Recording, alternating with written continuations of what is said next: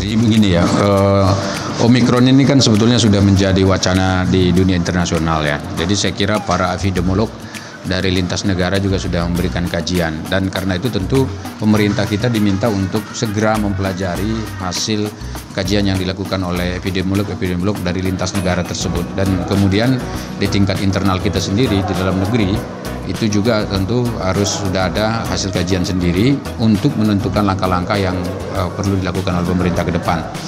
Termasuk diantaranya tentu jika diperlukan, memang jika dianggap sangat mendesak ya tentu mengurangi aktivitas masyarakat.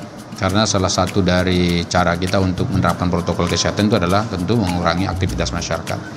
Dan jangan sampai kita lengah. Ada beberapa isu juga, ada beberapa negara yang sekarang sudah menetapkan bahwa COVID-19 ini bukan lagi pandemi, tetapi sudah dianggap sebagai endemi. Jadi sudah ya tidak ada lagi misalnya kewajiban orang untuk harus pakai masker, kemudian harus divaksin dan seterusnya. Ada beberapa negara seperti itu.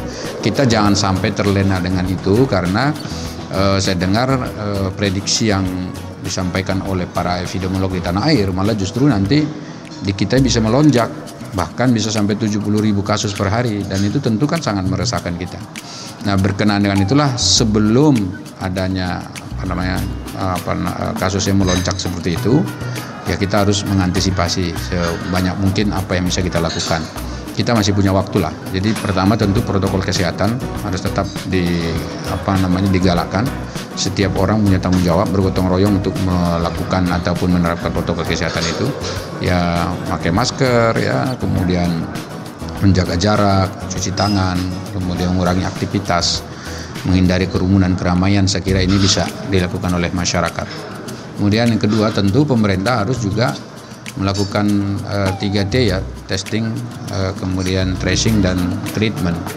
Jadi bagi mereka yang sudah terpapar harus segera dilakukan pengobatan supaya ini tidak sampai meluas kemana-mana. Dan saya kira rumah-rumah sakit kita juga harus disiagakan.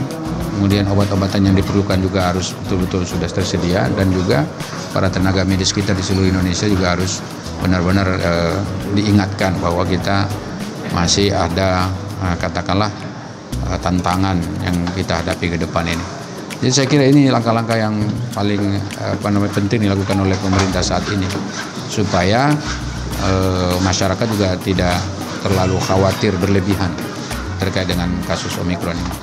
Jadi saya kira kan itu tergantung dari analisis yang akan dilakukan oleh para epidemiolog kita. Jika dianggap bahwa Omikron ini tidak sampai membahayakan seperti Delta kemarin, itu ya silakan. Tapi putusan atau kebijakan yang diambil oleh pemerintah apapun itu bukan didasarkan atas reka-rekaan, bukan atas dasar prediksi-prediksi semata, tetapi harus betul-betul berdasarkan kajian akademik yang bisa dipertanggungjawabkan. Jadi ini saya kira menjadi dasarnya supaya kalaupun tidak katakanlah mengurangi aktivitas, misalnya ada alasannya mengapa gitu.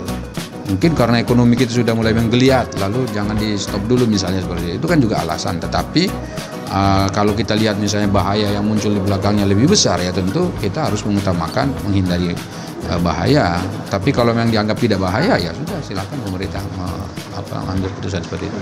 Ya tentu pertama kita akan mengawasi kinerjanya pemerintah, ya mulai dari katakanlah mempersiapkan seluruh alat-alat kesehatan yang dibutuhkan, fasilitas kesehatan yang dibutuhkan, tenaga-tenaga medisnya, kemudian sampai pada mengawasi bagaimana agar pelaksanaan vaksinasi dosis 1, dosis 2 segera diselesaikan, dan ditambah lagi vaksin booster yang sekarang sedang dilakukan pemerintah. Jadi kita berharap memang tahun ini ya kita bisa lengkap untuk melakukan semua itu, dan dengan demikian kita berharap ya masyarakat kebal. Kalau masyarakatnya kebal, kalaupun dia kena itu tidak sampai membahayakan. Jadi ini ada kasus 2 kemarin yang meninggal, saya kira diharapkan itulah yang pertama dan terakhir ya untuk kasus Omikron ini. Kita doakan bahwa ke depan tidak ada lagi yang meninggal ya akibat terpapar COVID-19 varian Omikron ini.